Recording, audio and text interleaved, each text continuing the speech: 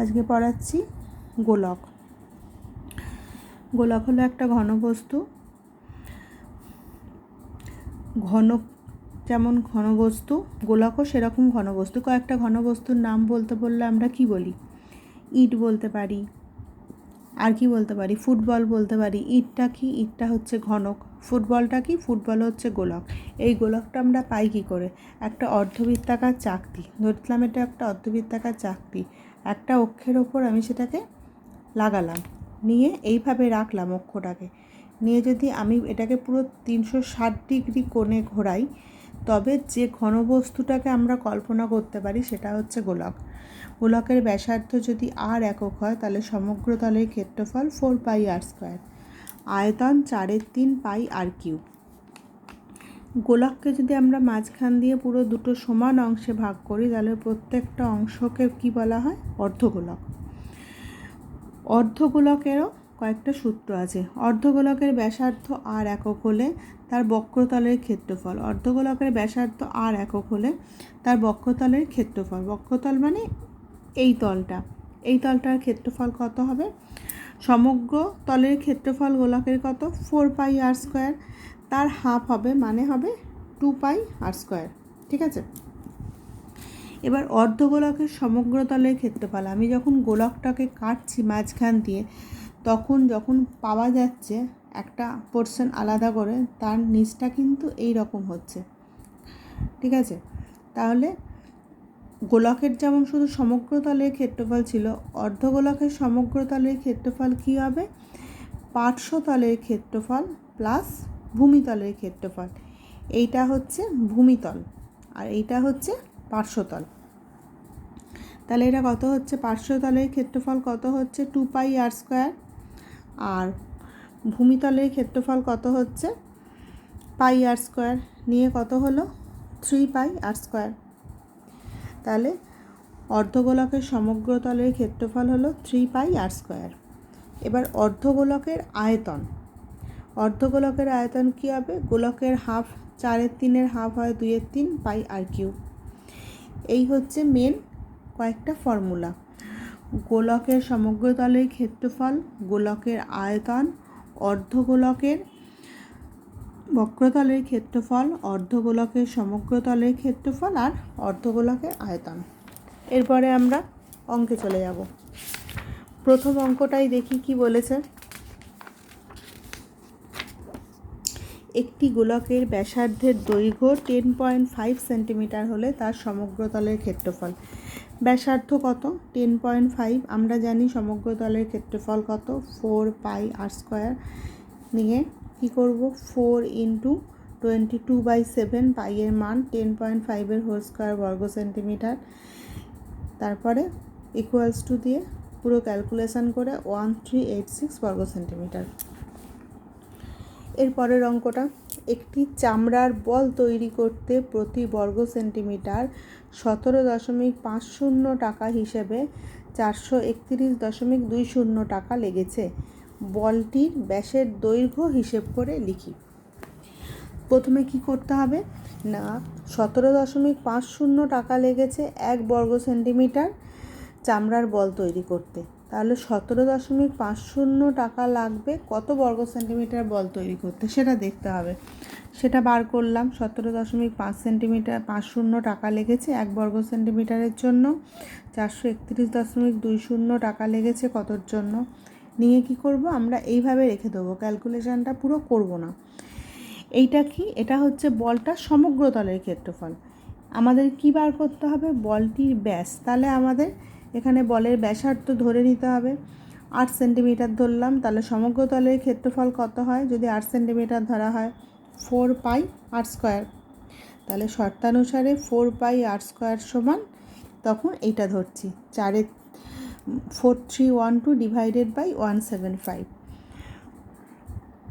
তারপরে এই ক্যালকুলেশানটা আমি এখন এগুলো এমনি বুঝিয়ে দিচ্ছি।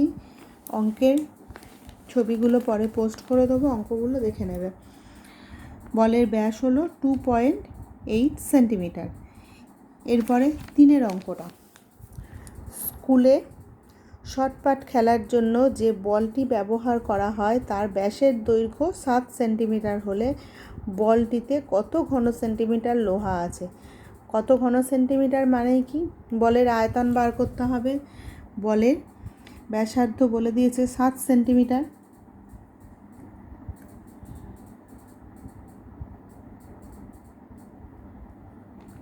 বলের ব্যাস বলে দিয়েছে 7 সেন্টিমিটার, তাহলে ব্যাসার্ধ কত হবে? 7/2 সেন্টিমিটার। আয়তন কত? 4/3 পাই আর কিউব, মানে 4/3 ইন্টু 22/7 ইন্টু 7/2 এর হোল কিউব। এই ক্যালকুলেশানটা করবে এবং উত্তরটা কত বেরোচ্ছে সেটা দেখাবে। 4 অঙ্কটা, 28 সেন্টিমিটার দৈর্ঘ্যের ব্যাস বিশিষ্ট একটি নিরেট গোলক জলে সম্পূর্ণভাবে নিমজ্জিত করলে যে পরিমাণ জল অপসারিত করবে তা নির্ণয় করি। 28 সেন্টিমিটার দৈর্ঘ্যের ব্যাস বিশিষ্ট একটা নিরেট গোলক। আমরা কি জানি? আর্কিমিডিসের সূত্রানুযায়ী কোনো বস্তুকে সম্পূর্ণ বা পূর্ণভাবে নিমজ্জিত করলে, আংশিক বা সম্পূর্ণভাবে নিমজ্জিত করলে কী করে? বস্তুটি তার সম আয়তনের জল অপসারিত করে। তাহলে এখানে গোলকটাকে সম্পূর্ণভাবে নিমজ্জিত করলে যে জলটা উঠে যাবে সেইটাই কি হবে? গোলকের আয়তন। তাহলে কি পরিমাণ জল অপসারিত করবে সেটা কি হবে? অপসারিত জলের আয়তনটাই গোলকের আয়তন হবে। গোলকের ব্যাসার্ধ বলে দিয়েছে 14 সেন্টিমিটার, কারণ ব্যাস বলেছে 28 সেন্টিমিটার। তাহলে আয়তনটা আমরা বার করতে পারবো 4/3 পাই আর কিউব করে। 4/3 পাই আর কিউব। এইভাবে আমরা কি করতে পারবো? ব্যাসটা বার করতে পারবো, আয়তনটা বার করতে পারবো। 5 অঙ্কটা হোমওয়ার্ক থাকলো। সমগ্র তলের ক্ষেত্রফল দুটো ক্ষেত্রেই বার করতে হবে। কোনো গোলাকার গ্যাস বেলুন ফোলাবার সময় তার ব্যাসার্ধের দৈর্ঘ্য 7 সেন্টিমিটার থেকে 21 সেন্টিমিটার হলো। একটা বেলুন ফোলানো হচ্ছে, তার দৈর্ঘ্যটা প্রথমে 7 সেন্টিমিটার ছিল, তারপর 21 সেন্টিমিটার হয়ে গেল। তাহলে বেলুনটির পূর্বের ও পরের সমগ্র তলের ক্ষেত্রফলের অনুপাত। প্রথমে 7 সেন্টিমিটার দৈর্ঘ্যের ব্যাসার্ধের সমগ্র তলের ক্ষেত্রফল বার করতে হবে, তারপরে 21 সেন্টিমিটার যেটা ব্যাসার্ধ তার সমগ্র তলের ক্ষেত্রফল নিয়ে দুটোর অনুপাত। এটা হোমওয়ার্ক থাকলো, এটা করে দেখাবে।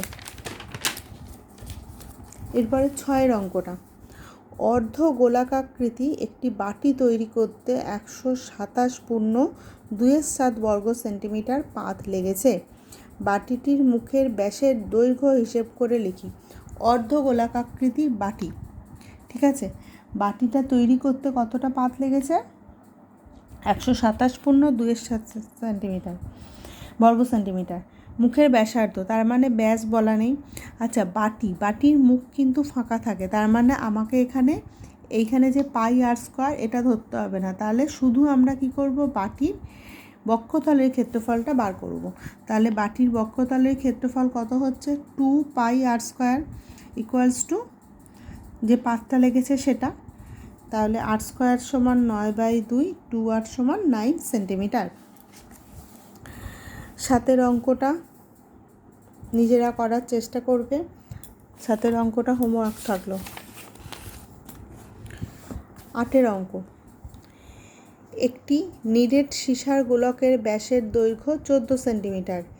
এই গোলকটিকে গলিয়ে 3.5 সেন্টিমিটার দৈর্ঘ্যের ব্যাসার্ধের কতগুলি নিরেট গোলক তৈরি করা যাবে? নিরেট সীসার গোলকের ব্যাসের দৈর্ঘ্য বলে দিয়েছে 14 সেন্টিমিটার, তাহলে ব্যাসার্ধ কত হবে? 7 সেন্টিমিটার।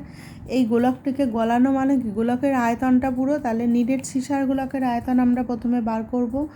সেই গোলক থেকে কয়েকটা গোলক তৈরি করা হয়েছে ছোট ছোট, যাদের ব্যাসার্ধ হচ্ছে 3.5 সেন্টিমিটার। তাহলে 3.5 সেন্টিমিটার দৈর্ঘ্যের ব্যাসার্ধের গোলকের আয়তন বার করব। তাহলে কতগুলো তৈরি করা যাবে? না, নিরেট সীসার গোলকের আয়তন ডিভাইডেড বাই 3.5 সেন্টিমিটার দৈর্ঘ্যের ব্যাসার্ধের গোলকের আয়তন করে দেখাবে। 9, 3 সেন্টিমিটার, 4 সেন্টিমিটার ও 5 সেন্টিমিটার দৈর্ঘ্যের ব্যাসার্ধের 3টি নিরেট তামার গোলককে গলিয়ে একটি বড় গোলক তৈরি করা হলো। বড় গোলকটির ব্যাসার্ধের দৈর্ঘ্য হিসেব করে দেখি। 3টে গোলক আছে যাদের প্রত্যেকের ব্যাসার্ধ আলাদা আলাদা, তাদেরকে গলিয়ে যে তামাটা পাওয়া গেল সেটা দিয়ে একটা বড় গোলক তৈরি করা হলো। তাহলে আমরা বড় গোলকের ব্যাসার্ধটা আমাদের বার করতে হবে। তাহলে ব্যাসার্ধ 8 সেন্টিমিটার ধরলাম। বড় গোলকের আয়তন তাহলে হিসেব মতো কত হচ্ছে 3.5 পাই আর কিউব। এই গোলকটা হলো কি করে? ছোট ছোট 3টে গোলককে গলিয়ে। তাহলে ওই 3টে গোলকের আয়তন বার করতে হবে। তাহলে প্রথম গোলকটার আয়তন 4/3 পাই 3 কিউব। তারপরে গোলকটা ছোট গোলকটার আয়তন 4/3 পাই 4 কিউব। তারপরে তৃতীয় গোলকটার আয়তন 4/3 পাই 5 কিউব। এই 3টে যোগ করলেই কোনটা পাওয়া যাচ্ছে? বড় গোলকটা 4/3 পাই আর কিউব। নিয়ে আমরা কি করব? 4/3 পাইটা কমন নেব, মাঝখানে দেখবে 3 cube plus 4 cube plus 5 cube আসবে, আর এদিকে 4/3 পাই আর কিউব। দুদিক থেকে 4/3 পাই কেটে যাবে, আর এর মানটা বার করবে, বার করে আমাকে দেখাবে। আচ্ছা, 10-এর অঙ্কটায় কিচ্ছু নেই, 10-এর অঙ্কটা নিজেরা বাড়িতে করবে, করে এটা হোমওয়ার্ক থাকলো, এটা দেখাবে। একটি অর্ধ গোলাকাকৃতি গম্বুজের ভূমিতলের ব্যাসের দৈর্ঘ্য 42 ডেসিমিটার। গম্বুজটির উপরিতল রং করতে প্রতি বর্গমিটার 35 টাকা হিসেবে কত টাকা খরচ করবে হিসেব করে লিখি। গম্বুজের উপরিতল মানে আমরা কিন্তু এইখানটা করব না, এইখানটা রং হবে না, শুধু ওপরের এই পোর্শনটা রং হবে। তার মানে শুধু বক্রতলের ক্ষেত্রফল বার করলেই হবে। এটা হচ্ছে হোমওয়ার্ক 10। প্রত্যেকটা অঙ্ক যেগুলো হোমওয়ার্ক থাকলো করে দেখাবে। যদি না পারো তাহলে কোশ্চেন মার্ক বলে দেবে, আবার আলোচনা করব।